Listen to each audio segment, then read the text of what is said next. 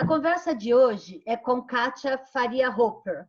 A Kátia mora já há 20 anos em Londres, no Reino Unido, não? E ela vai contar um pouquinho de como está sendo esse período de isolamento, de quarentena no seu mundo ali, que é Londres, no caso. Kátia, conta pra gente, há quanto tempo vocês estão em isolamento? Primeiro, boa tarde para todo mundo aí no Brasil. O isolamento oficial mesmo começou no dia 20, no dia 20 ou 21 de março. Na verdade, o que aconteceu foi o seguinte: primeiro, a primeira posição do governo britânico foi incentivar o distanciamento social, mas de forma alguma eles estavam, na verdade, enforçando isso. Então, não era uma coisa que era obrigatório. E aí começaram inclusive algumas lojas de departamentos começaram a fechar antes mesmo de qualquer recomendação do governo. E foi na sexta-feira, no dia 20, que o governo anunciou que a partir do dia 21, pubs e restaurantes deveriam ser fechados. Não tinha ainda uma determinação muito forte com relação ao período exato de quando seria isso. E eles também demoraram muito para ter uma decisão muito firme com respeito ao fechamento dos negócios não essenciais. Então, oficialmente, teria começado por volta no dia 20, mas houve um período meio relaxado antes das coisas realmente serem forçadas, né?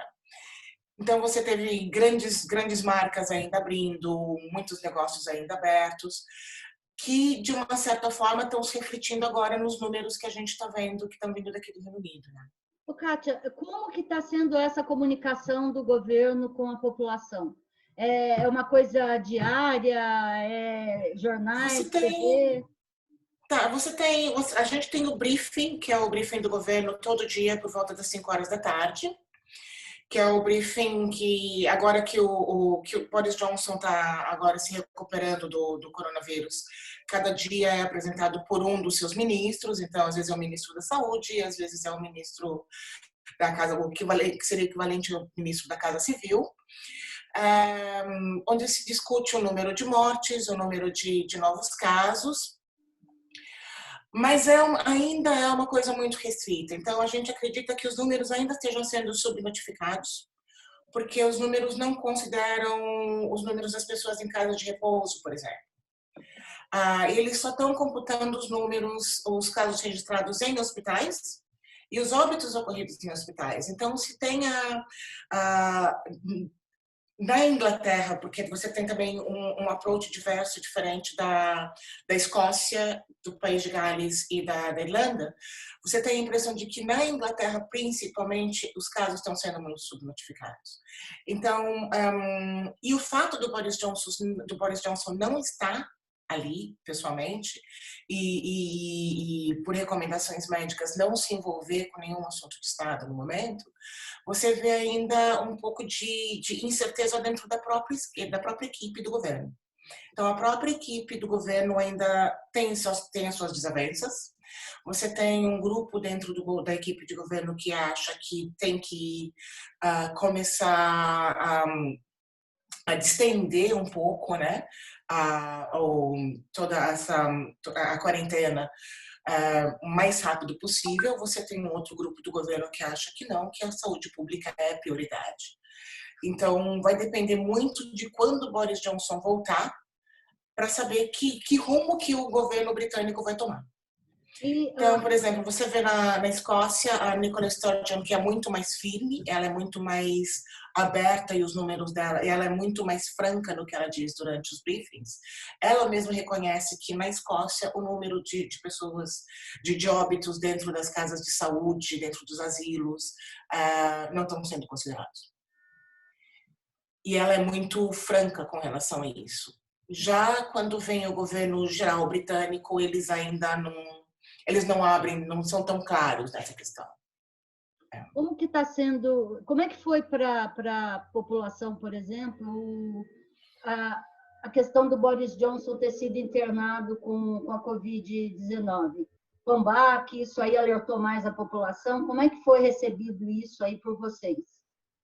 Bom, primeiro você tem que lembrar a relação da população com o Boris Johnson, né? Que tudo bem, ele ganhou a eleição, ganhou de uma forma bem clara, mas ele não é a pessoa mais predileta do governo que a gente teve, entendeu?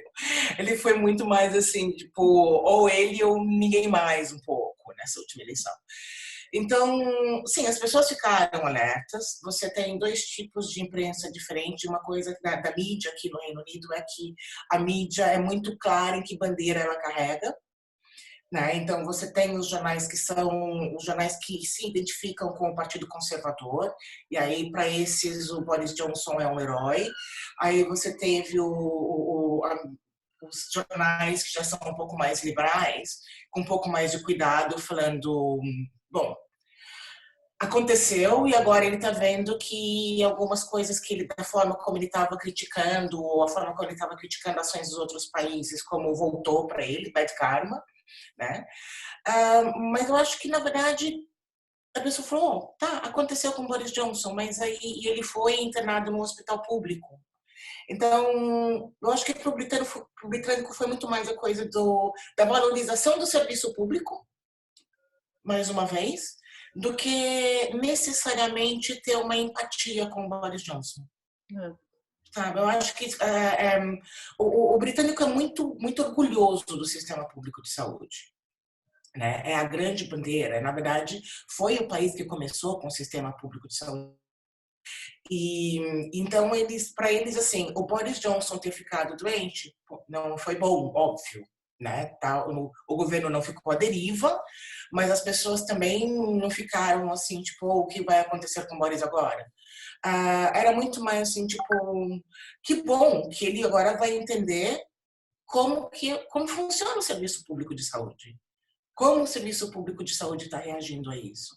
Então, foi muito mais um alerta para a questão da saúde pública do que uma empatia mesmo com o Boris Johnson como pessoa. A pessoa do Boris Johnson. Vocês têm normas para fazer o abastecimento ou estão contando que cada pessoa tem discernimento para fazer isso? Olha, é uma coisa também, assim, tem muita coisa que você tem que lembrar, você já morou aqui também, né? Então você sabe que tem muita coisa cultural.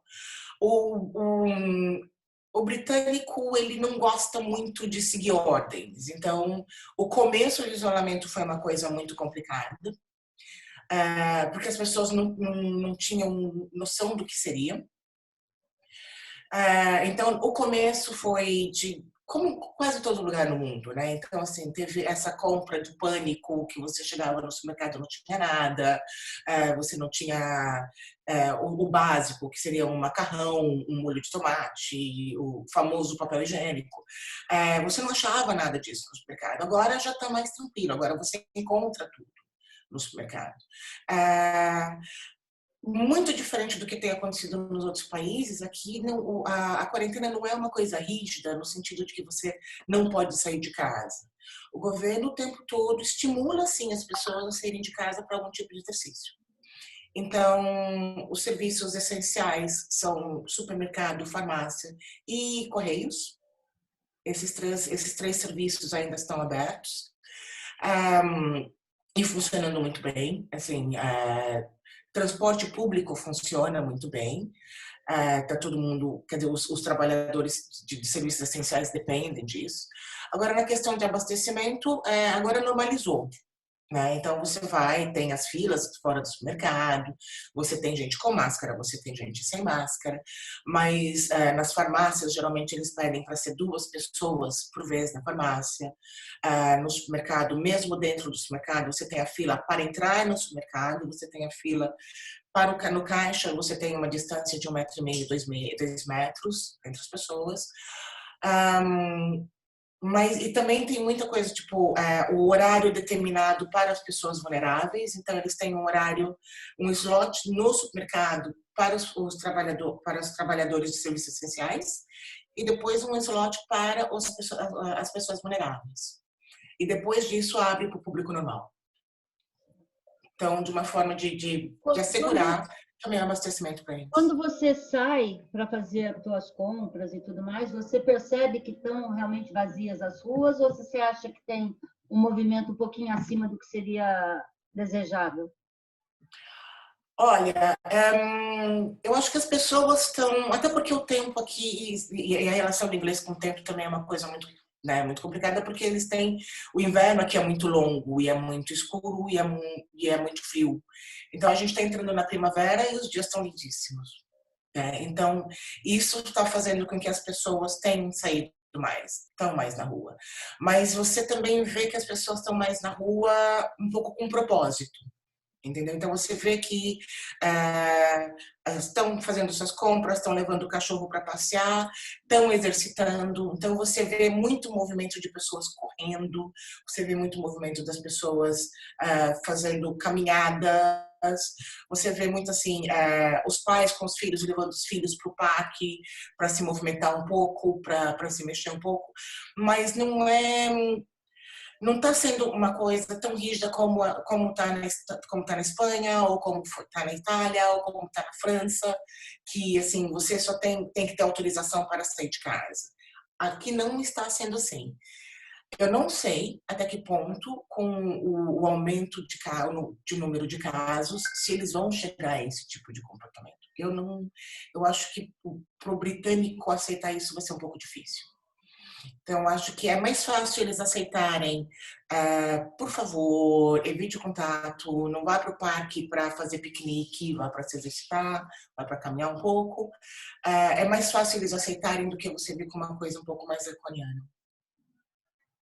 Perfeito. Kátia, eu te agradeço muito essa conversa, para que a gente Obrigada. aqui passe a entender um pouco mais como está sendo a vida nos países em que o isolamento já está instituído há mais tempo.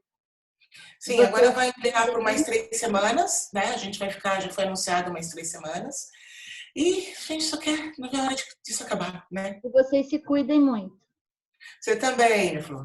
Beijo, tchau. Obrigada, beijo. De nada, tchau.